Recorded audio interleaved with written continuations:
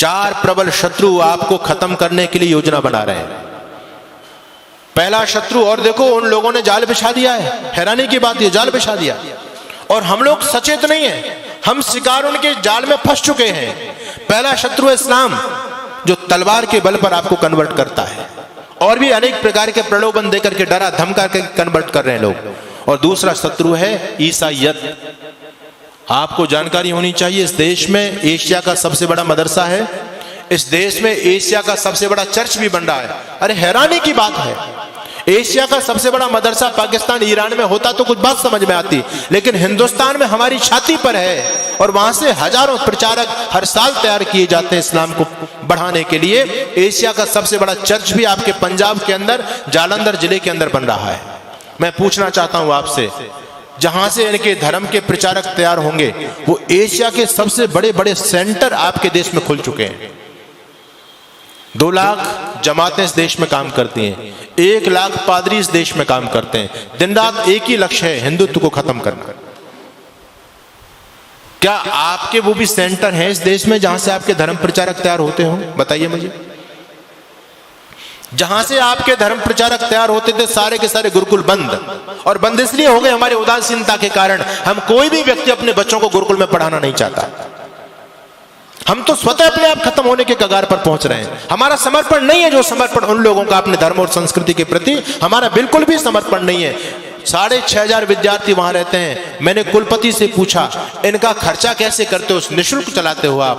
कहते हैं स्वामी जी, हमारे यहाँ एक रिवाज है, हमारे यहाँ रिवाज है कि गरीब से गरीब मुसलमान यदि 200 रुपए कमाता है तो शाम को 20 रुपए पहले हमारे दीन के लिए निकालेगा, उसके बाद फिर 180 रुपए का प्रयोग करेगा, उसके बाद पैसा प्रयोग करेगा, वो पहले नहीं कर सकता। और हम कहीं दान मांगने के लिए नहीं जाते, परिवार के हिसाब से, परिवार में जितने मेंबर हैं महीने के हिसाब से सबका दशांश ऑटोमेटिक हमारे पास में आता है। कोई व्यक्ति महीने में देके जाता है, कोई 2 महीने में देता, कोई 6 महीने में देके जाता है, अपने आप देकर के जाते हैं। एक रिक्शा चलाने वाला व्यक्ति भी इस बात का ध्यान रखता है। उनका समर्पण आप देखो। आप खूब कोठी बंगले बना रहे हो, संपत्ति जोड़ रहे हो, लेकिन आपका भविष्य अच्छा नहीं है। वो लोग आगे बढ़ते चले जा रहे हैं। मैं आपको डराने के लिए नहीं कहता, मैं आपको सावधान करने के लिए आज बताना चाहता हूं। ईसाईयत इतनी चरम सीमा पर फैल रही है। पहले आदिवासी क्षेत्रों में थे ये लोग, अब विकसित राज्यों की तरफ, पंजाब हरियाणा जो सबसे विकसित राज्य हैं, उनमें लोगों ने डेरा जमा दिया है, पूरी तरह से डेरा जमा दिया। गांव की गांव हरियाणा के अंदर, कैथल जिले के अंदर एक गांव ऐसा है जो पहला गांव बन चुका है, और उस गांव के अंदर एक भी हिंदू नहीं बचा, सारे के सारे ईसाई हो गए, सारे के सारे ईसाई हो गए। 2 शत्रु प्रबल हैं जिन्होंने पूरी तरह से खत्म करने की योजना बना दी। यूरोप से आपको खत्म कर दिया, एशिया से आपको खत्म कर दिया। अब दोनों जो प्रबल शत्रु हैं आपके दुश्मन, ईसाईयत और क्रिश्चियनिटी, इन लोगों का ध्यान केवल भारत देश की तरफ है, और उन लोगों का ध्यान केवल आप हिंदू लोगों की तरफ है। दोनों में प्रतिस्पर्धा हो रही है कि कौन ज्यादा से ज्यादा हिंदुओं का सफाया करेगा, कौन इनको ज्यादा से ज्यादा ईसाई बना पाता है, या हम इनको मुसलमान बना पाते हैं। दोनों वर्ग बहुत बड़े टारगेट लेकर के आपके बीच में काम कर रहे हैं। तीसरा शत्रु है कम्युनिस्ट विचारधारा। ये इनसे भी ज्यादा घातक है, इनसे भी ज्यादा घातक इसलिए है कि हम इनको शत्रु समझते ही नहीं। क्रिश्चियनिटी और ईसाईयत को और इस्लाम को हम शत्रु मानते हैं, लेकिन ये जो कम्युनिस्ट विचारधारा है, ये अंदर अंदर देश की जड़ों को खोखला कर रही है। उनसे भी ज्यादा खतरनाक है। इनका नाम शमशेर खां और ये नहीं मिलेगा, इनके नाम आपके ही नाम मिलेंगे, मारकंडे काटजू। नाम सुनकर के आपको लगेगा कि ये तो कोई ब्राह्मण है, अपना ही भाई है। नाम आपके हैं उनके, और काम सारे के सारे हिंदुत्व को खत्म करने के। और ये तो एजेंडा सबने अपना लिया है। पहले ईसाई मिशनरी जब इस देश में काम करती थी तो पहले धर्म परिवर्तन करते थे, नाम बदला करते थे। अब वो लोग भी सतर्क और सावधान हो गए। वो लोग अब नाम नहीं बदलते, क्योंकि नाम बदलेंगे तो लोगों की आंख खुल जाएंगी, अरे हमारे इतने भाई कन्वर्ट हो गए, ईसाई बन गए। तो नाम वही रखते हैं, लेकिन अंदर से धर्म परिवर्तन करा देते हैं, जिससे हम लोग गफलत में सोते रहे। आप लोगों ने छत्तीसगढ़ के मुख्यमंत्री होते थे, नाम था अजीत जोगी। नाम सुनकर के आपको क्या लगता है जी, कौन होगा? अजीत जोगी। आपको लगेगा कि हमारे आदित्यनाथ योगी का ही भाई होगा अजीत जोगी को। नाम हिंदुओं जैसा उस व्यक्ति का, लेकिन व्यक्ति कौन था? ईसाई, पक्का ईसाई। उस व्यक्ति ने सत्ता में रहते रहते लाखों लोगों को कन्वर्ट किया, और जब वो व्यक्ति मर गया तो ईसाई रीति रिवाज के द्वारा उसको दफनाया गया, उसका अंतिम क्रियाकलाप किया गया। मैं आपको बताना चाहता हूं, पंजाब के मुख्यमंत्री होते थे चरणजीत सिंह चन्नी, स्वाफा भी बांधते थे, साफा लगते थे, सरदार जी हैं, लेकिन कौन थे? क्रिश्चियन। यानी हम लोगों को गफलत में रखने के लिए, और मैं कहना चाहता हूं आपसे, एक व्यक्ति है इस देश में जिसको हमारे बहुत सारे भाई बंधु देश का प्रधानमंत्री बनाना चाहते हैं। नाम क्या है जी? राहुल गांधी। ठीक है, हो सकता मेरी बात से लोगों को कुछ मिर्च भी लगे। नाम है राहुल गांधी, लेकिन कौन है? धर्म से बताओ मुझे, क्या धर्म है उस व्यक्ति का? है वो ना मुसलमान ना ईसाई, वो तो वर्ण संकर खिचड़ी है।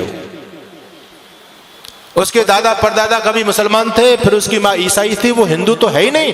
लेकिन हैरानी की बात यह कि हिंदू उसको प्रधानमंत्री बनाना चाहते हैं। यानी हम जरा भी नहीं सोचते, जब इस ईसाई इस देश की सत्ता को अपने हाथ में लेगा, वो ईसाइयत को बढ़ावा देगा, हिंदुत्व को बढ़ावा देगा। ये सोचने की बात है। हम अपने स्वार्थ में इतने ज्यादा अंधे हो रहे हैं, आज राजनीतिक स्वार्थों में इतने अंधे हो रहे हैं। कोई अगर राजनीतिक पार्टी देश के लिए अच्छा काम भी करे, हमको उसका विरोध जरूर करना है। अभी इस देश की केंद्र सरकार ने एक योजना निकाली, अग्निवीर की योजना निकाली।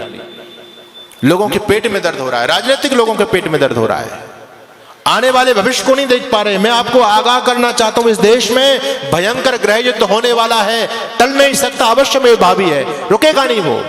और उसकी उन लोगों ने तैयारी कर रखी है पूरी तरह से। उनका छोटा छोटा बच्चा बम चलाने में, पत्थर फेंकने में, तलवारबाजी में, चैनबाजी में एक्सपर्ट है। उनकी लड़कियां भी एक्सपर्ट हैं। आपके बच्चे क्या जानते हैं? एक ही बच्चा है आपके पास में, उनके 17 वो तो कहते हैं 2-4 मर भी गए, फिर भी हमारे पास 11-15 तो फिर भी बचते हैं। कोई हमको चिंता वाली बात नहीं। उनका बच्चा बच्चा एक्सपर्ट है। हमारे आदरणीय जो बुद्धिमान राजनेता लोग हैं, उन्होंने सोचा कि हम भी अपने बच्चों को कम से कम ये जो है आत्मरक्षा का चीज तो सिखाई दे। जब देश के हालात बदलेंगे तो कम से कम स्वयं की रक्षा कर पाएंगे, अपनी बहन बेटी अपने बच्चों की रक्षा तो कर सकते हैं वो लोग। इसके लिए अग्निवीर योजना चलाई गई कि हर एक बच्चे को सैनिक शिक्षा दी जाए। अच्छी योजना है, इसका विरोध नहीं करना चाहिए, इसका सम्मान करना चाहिए। हर बच्चे को यह सैनिक शिक्षा मिले, क्योंकि आने वाला समय बहुत भयंकर है। आपके घर में लाठी तक नहीं है, आपका बच्चा कुछ जानता ही नहीं है, आप कैसे उन विधर्मी लोगों से टकराओगे? एक सज्जन कहने लगे, अब हमको AK-47 रखनी पड़ेगी, बंदूक रखनी पड़ेगी, भाला रखना पड़ेगा, अपने घर में फरसा रखना पड़ेगा, लाठी रखनी पड़ेगी। अरे मैंने कहा, इतने हथियार के नाम तुमने गिना दिए, इन हथियारों को चलाएगा कौन? कोई चलाने वाला है तुम्हारे पास में? एक बच्चा है, उसको हमने क्या बनाना चाहते हैं? उसको DM बनाना चाहते हैं। वो लोग कहते हैं हिंदू इतना मूर्ख प्राणी है धरती पर, एक बच्चा करके अपने बच्चों को DM बनाना चाहता है। हम 17 बच्चा पैदा करते हैं, इस देश का PM अपना बनाएंगे। जिस दिन इस देश का PM हमारा बन जाएगा, DM कुछ नहीं बेचेगा, शासन हमारे हिसाब से चलेगा। क्या लोगों की योजना है? हमसे ज्यादा सोच रहे हैं वो लोग। आप एक बच्चा करके उसको सरकारी नौकर बनाना चाहते हैं, और वो 10 बच्चा पैदा करके सरकारी अपना बनाना चाहते हैं। बताओ किसकी योजना में ज्यादा दम है? हम तो कहीं नहीं ठहरे उनके सामने। उनका इतना समर्पण देखो। आपको मैं धन्यवाद करूंगा कि आज हमारे नौजवानों की संख्या है, यहाँ बच्चे भी आते हैं, बहुत कम उपस्थिति में आते हैं, लेकिन उनकी मस्जिद के अंदर आप जाकर के देखो कितने नौजवानों की फौज है वहां, क्योंकि वो उस काम को कंपलसरी समझते हैं। हम इस धर्म कर्म को, सत्संग को कंपलसरी नहीं समझते। हम तो ये समझते हैं ये हमारे काम का, बच्चों का क्या काम है इसमें, स्वयं हाथ हिलाते हुए चले जाते हैं। लेकिन वो लोग सारे के सारे समर्पित है अपने मिशन के लिए। इसलिए मैं आपके बीच में निवेदन कर रहा हूं, भयंकर आंधियां चलने लगी हैं, ज्वार को पैदा करो। मैं तो एक बात कहता हूं साहब, अब भाईचारे की बात बंद कर दो। अपने वजूद को, अस्तित्व को बचाना चाहते हो तो अब कट्टरता अपने अंदर पैदा करो। हम दुनिया से इसलिए खत्म हो गए, सारी उदारता की ठेकेदारी हम लोगों ने अपने ऊपर ले रखी है। बस तुम भाई भाई चिल्लाते रहे, वो तुमको चारा बना करके चाट गए। बड़ी हैरानी की बात है, आज भी लोगों की आंखें नहीं खुल रही हैं। ये राजनीतिक दल आपस में हम लोगों को लड़ा करके, ये तो नालायक लोग हैं, अपना उल्लू सीधा कर रहे हैं, लेकिन हम भोले भाले भाई आपस में लड़ रहे हैं। उनके षड्यंत्र को नहीं समझ पा रहे हम पूरी तरह से। आप लोगों को अभी उदयपुर में जो हुआ, एक केवल ट्रेलर देखा है, फिल्म चलनी बाकी है। द कश्मीर फाइल आपने देखी है, ये 30 साल पहली घटना है। अगर इसी प्रकार से सोते रहे तो 30 साल बाद देखना गली गली में कश्मीर फाइल चली गई। अभी उनकी आबादी केवल 25% है सरकारी आंकड़े के हिसाब से, और 25% रहने के बावजूद भी वो आपको सड़कों पर नहीं निकलने देते। रामनवमी का जुलूस नहीं निकाल सकते आप, हनुमान जयंती का जुलूस नहीं निकाल सकते आप। निकालने का प्रयास किया, क्या स्थिति हुई? आपके राजस्थान में बहुत सारे जिले हैं, आप वहां जाकर के देख लीजिए। हम 26 जनवरी 15 अगस्त पर तिरंगा यात्रा नहीं निकाल सकते।